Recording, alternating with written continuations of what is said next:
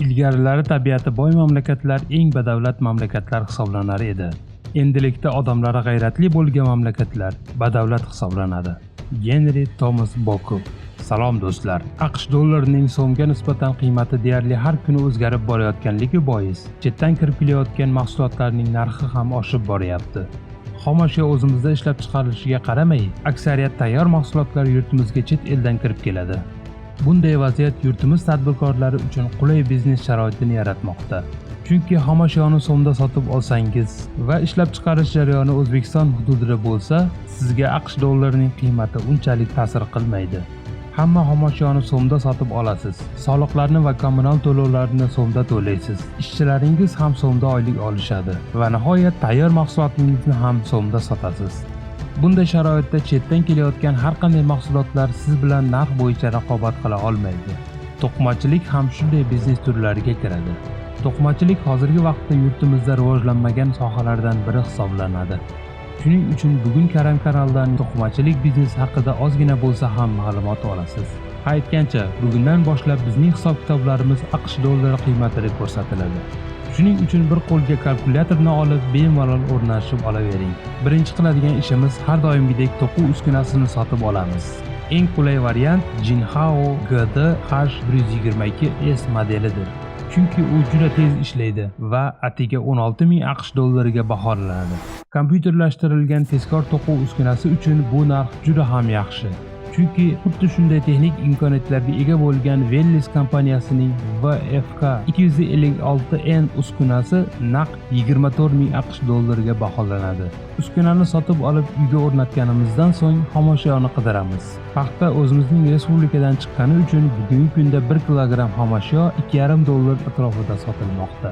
Rossiyada esa bu narx 25 dollarni tashkil qiladi. Bu esa salkam 10 barobar qimmat degani. Shuning uchun to'qimachilik biznesini aynan O'zbekistonda boshlash sifat va narx tarafidan keng imkoniyatlarni ochadi.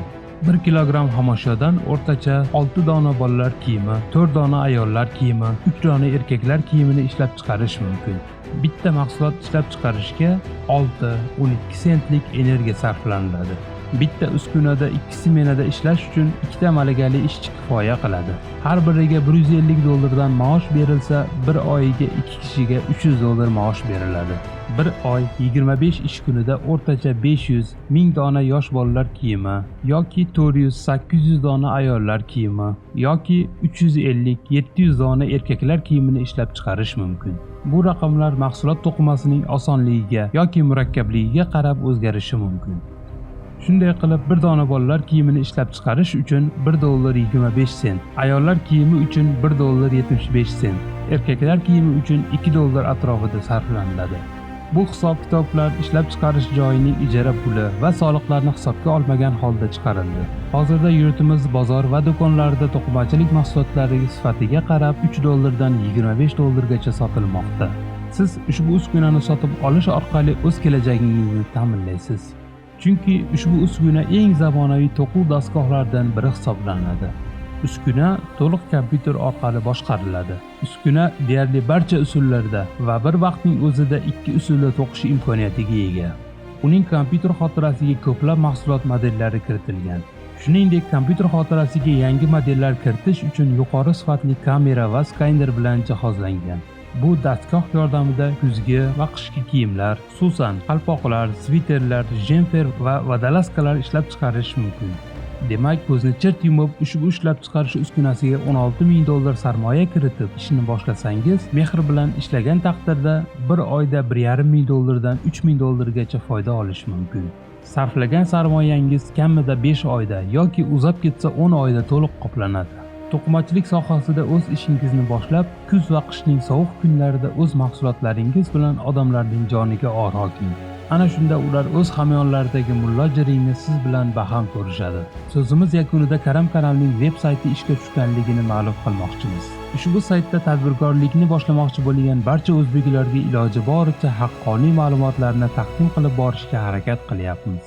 Agar YouTube tarmog'idagi videolarimizni ko'rish jarayonida internet trafigingiz ko'payib ketayotgan bo'lsa, www.karamkanal.com saytiga tashrif buyuring. U yerda biznes loyihalarimizning hammasini matn va rasm holatida e'lon qilganmiz. Bundan tashqari ushbu saytda ish boshlash uchun qaysi bank qanday talablar bilan qancha miqdorda kredit berishi va tadbirkorlar uchun kerak bo'ladigan hujjatlarning shablonlarini ham joylab boramiz. Albatta, o'z ishingizni boshlash uchun o'z yalqovligingiz bilan kurashuvchi maqola, aforizm va iboralarni ham joylab boramiz. Xullas, bo'sh vaqtingizda o'z kelajagingiz uchun www.karamkanal.com saytiga tashrif buyuring va o'z vaqtingizni kerakli narsalarga sarflang. Ha aytgancha, bizning jamoamizga sizning yordamingiz juda ham kerak.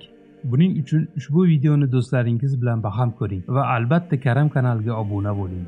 Yangi boshlamoqchi bo'lgan ishlaringizga sizga metin iroda va sabr qanoat tilab, barcha o'zbeklarga ta'zim ila Karam kanal jamoasi.